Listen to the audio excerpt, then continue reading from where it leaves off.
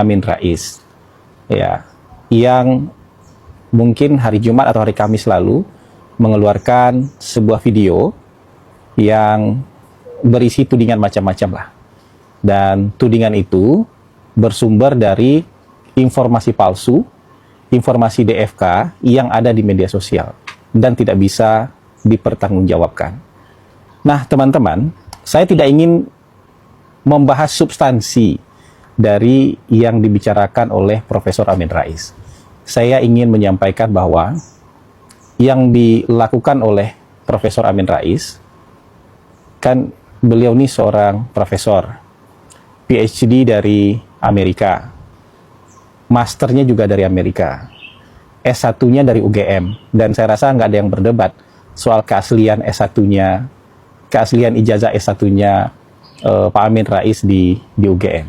Tapi ternyata beliau menjadi korban dari informasi DFK, informasi hoax, informasi yang di-create oleh orang-orang yang tidak bertanggung jawab, makan korban nih. Korbannya Profesor Amin Rais. Dan Profesor Amin Rais ngajak orang lain jadi korban juga. Dengan membuat video, dengan tudingan macam-macam itu, beliau juga ngajak orang lain jadi korban. Kita nggak tahu yang jadi korban video Profesor Amin Rais ini berapa banyak. Mungkin puluhan ribu, mungkin ratusan ribu, wallahu alam. Karena video tersebut, dari video panjangnya juga dibuatkan video pendek-pendek. Bayangkan, seorang profesor, alumni Amerika, ijazah S1 UGM-nya nggak ada yang meragukan, tapi bisa jadi korban informasi hoax. Dan beliau pun kemudian meng-create sebuah video menuding macam-macam berdasarkan informasi hoax tersebut. Dan beliau sebenarnya bukan profesor pertama yang kemakan hoax dari media sosial. Bahkan ada juga beberapa bulan yang lalu, mungkin tahun lalu kalau tidak salah, ada juga profesor yang pernah jadi duta besar, itu yakin sekali bahwa Pak Jokowi yang hadir menemui pengunjung di Solo itu bukan Pak Jokowi yang sebenarnya, tapi adalah berupa hasil cloningan. Ada itu profesornya, dan ada juga konten YouTube-nya itu. Beliau bikin konten YouTube itu. Nah, ini sebenarnya hanya puncak gunung es. Ini benar-benar puncak gunung es. Kalau di laut itu puncak gunung es itu nyembulnya dikit aja. Puncaknya aja yang kita lihat, tapi yang di bawah permukaan laut itu banyak sekali orang-orang yang mengalami nasib serupa, menjadi korban disinformasi, korban kebencian, dan korban fitnah. Tidak hanya sekedar menyerap informasi, mereka juga meng-create ulang pesan-pesan fitnah itu, pesan-pesan hoax itu untuk disampaikan ke orang lain. Sehingga ini nanti berantai terus informasi-informasi hoaxnya, sehingga banyak sekali di antara kita yang kemudian percaya dengan informasi hoax. Nah, sekarang pertanyaannya, sampai kapan negara kita mau dibiarkan seperti ini? Sampai kapan bangsa kita dibiarkan dengan kondisi chaos media sosial seperti ini tanpa proteksi apa-apa terhadap masyarakat? Karena sebenarnya kan, mendapatkan informasi yang benar itu harusnya juga menjadi bagian dari hak azazi. Jangan cuma dikit-dikit bicara kebebasan berbicara, itu hak azazi, tapi mendapatkan informasi yang benar itu juga merupakan bagian dari hak azazi manusia. Jadi jangan setengah-setengah. Kalau bicara itu bebas, iya, tapi bebas yang bertanggung jawab. Nggak boleh sembarang bicara. Karena di ujung sana ada juga hak asasi manusia yang harus kita jaga, apa? Mendapatkan informasi yang benar, informasi yang transparan, informasi yang terbuka, informasi yang bisa dipertanggungjawabkan kebenarannya. Kita nggak bicara soal tafsiran ya. Kalau tuduhan-tuduhan ini kita nggak bicara soal tafsiran, karena ini orang sudah bicara seolah-olah ini fakta. Padahal sumbernya tidak bisa dipertanggungjawabkan. Nah, negara-negara lain mungkin bisa kita ambil jadi contoh yang baik. Karena mereka sebenarnya jauh-jauh hari sudah sadar betul bahayanya disinformasi. Apalagi sekarang nggak ada sekat-sekat negara. Dari tahun 2010, tahun 2015, sampai tahun 2021, banyak negara itu sudah mulai mengambil ancang-ancang untuk mengantisipasi penyebaran disinformasi antar negara. Mengantisipasi disinformasi di dalam negara mereka. Supaya apa? Supaya masyarakatnya tidak chaos. Supaya masyarakatnya tidak tumbuh dalam rasa saling curiga, saling sakwasangka, apalagi saling membenci. Karena itu mengancam keberlangsungan sebuah negara. Di Singapura misalnya, pasca isu Cambridge Analytica tahun 2016, di mana waktu itu ada tuduhan bahwa ada proses engineering falsehood, semburan-semburan berita bohong dalam pemilu Amerika Serikat yang menyebabkan hasilnya hasilnya tidak sesuai dengan keinginan sebagian orang lah di sana misalnya. Tapi yang perlu diantisipasi oleh pemerintah Singapura bahwa supaya negara mereka tidak mengalami hal yang sama. Makanya akhirnya mereka tahun 2019 mengeluarkan sebuah aturan levelnya undang-undang. Undang-undang yang mengatur soal perlindungan warga negara dari berita bohong dan manipulasi di media online. Jadi nama aturannya POFMA, Protection from Online Falsehood and Manipulation Act.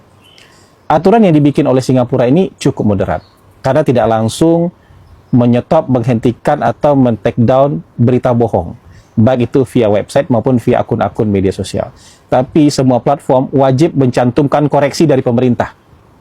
Ya, wajib mencantumkan klarifikasi dari pemerintah dari setiap berita bohong. Tapi begitu berita-berita yang DFK ini kemudian tidak dikoreksi, maka nanti di ujungnya pemerintah bisa meminta ini di take down. Bahkan orang yang mengedarkannya bisa dituntut secara pidana kalau mengancam keamanan negara. Ada juga aturan yang lebih rigid misalnya di Cina. Cina mungkin sejak tahun 2017 sampai tahun 2021 membuat regulasi tidak hanya satu, tapi sedikitnya 3 regulasi setingkat undang-undang tentang cyber security law, tentang data security, tentang personal data, yang semuanya terkait dengan peredaran informasi media sosial. Itu antara tahun 2017 sampai 2021 mereka bikin 3 undang-undang yang mengatur supaya tidak sembarangan orang menyebarkan informasi di media sosial. Nah, supaya orang tidak sembarangan menyebarkan informasi di media sosial, maka dunia maya dengan dunia nyatanya mereka dekatkan. Karena setiap akun media sosial itu harus bersumber dari satu identitas. Jadi nggak boleh banyak-banyak akun media sosial. Buat apa? Pertanyaannya buat apa? Dan Anda nggak boleh kemudian mencatut-catut data orang lain untuk kemudian membuat akun-akun palsu. Nggak ada keleluasan di sana untuk satu orang punya 2 akun, 3 akun, bahkan 100 akun, nggak mungkin lah. Dan semua akun di sana bisa dipertanggungjawabkan. Kenapa? Karena sangat dekat sekali. Satu orang di dunia maya itu mewakili satu orang di dunia nyata. Atau sebaliknya, satu orang di dunia nyata, kalau dia punya akun media sosial, hanya diwakili oleh satu akun media sosial. Berbeda dengan negara-negara yang tidak punya proteksi, tidak punya regulasi yang seperti ini. Satu orang di dunia nyata bisa diwakili oleh 10 alter ego di media sosial, sehingga nggak tahu lagi dia ngomong apa itu. Kepribadian yang mana yang dia tunjukkan di sana, kepribadian yang baik, kepribadian yang kasar, kepribadian yang moderat, kepribadian yang NPD, kepribadian yang suka bohong, kita nggak tahu lagi. Ini manusia jenis apa nih yang ada di media sosial yang ada di Indonesia. Dan mungkin kita mulai sekarang sudah mulai merenung. Kalau profesor saja, orang yang berpendidikan tinggi saja, nggak cuma 1 loh, minimal saya sebutkan 2. Kalau saya telusuri lagi bisa banyak nih. Orang-orang yang berpendidikan tapi kemudian percaya dengan berita-berita bohong, kemudian meng-create ulang berita bohong itu demi tujuan apapun, demi tujuan pribadi kah, demi tujuan politik kah. Nah, bayangkan kalau orang berpendidikan saja bisa begitu menjadi korban, kemudian mencari korban baru di media sosial, ngajak-ngajak orang lain untuk salah paham di media sosial. Bagaimana dengan orang-orang yang pendidikannya lebih rendah? Bagaimana dengan masyarakat yang jauh lebih awam, yang mungkin tidak punya kemewahan, tidak punya metodologi untuk memeriksa mana berita yang baik, mana berita yang benar, mana yang berita yang tidak benar, mana informasi yang bisa dipertanggungjawabkan dan mana informasi yang tidak bisa dipertanggungjawabkan. Coba kita pikirkan, kita mau negara kita seperti ini terus, atau kita mau memperbaiki negara ini? Sudah cukup banyak usulan-usulan yang mampir di channel saya, yang menyatakan, ayo tertibkan ini, tertibkan itu. Tapi kan kita pasti selalu hati-hati, karena pemerintah tidak mau gegabah. Cuman mungkin kita sudah harus mulai berpikir dari sekarang. Sudah mulai harus sadar dari sekarang dan membuat usulan yang konkret nih.